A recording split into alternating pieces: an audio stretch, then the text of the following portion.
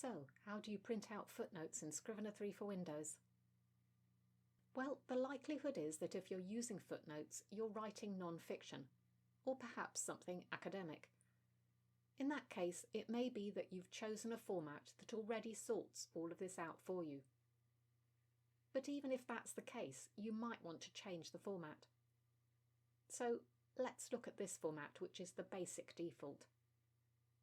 Oh, and you can have footnotes in ebooks too, but those are separated out into a notes section, like endnotes.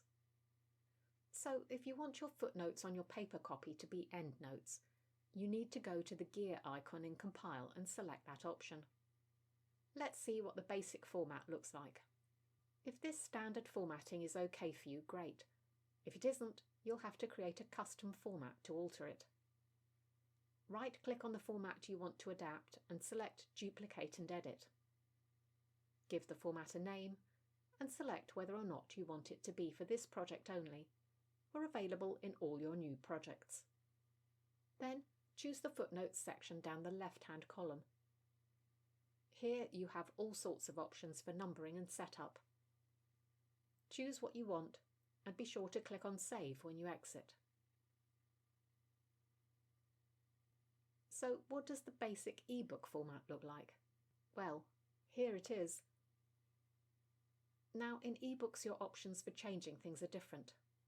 Under the gear icon there's an option for pop-up footnotes, but this isn't globally supported, so bear that in mind.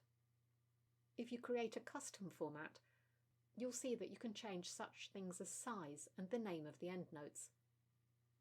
You can also choose to have endnotes divided by section, a section being where there's a page break, so that would usually be a chapter. This format might be better if you have a ton of footnotes. So you have lots of options, but do always test the things you've chosen, especially with ebooks. Try and look at them on an e-reader, both Kindle and ePub, so you can see the real results of your choices. Next time, we'll be delving into bookmarks.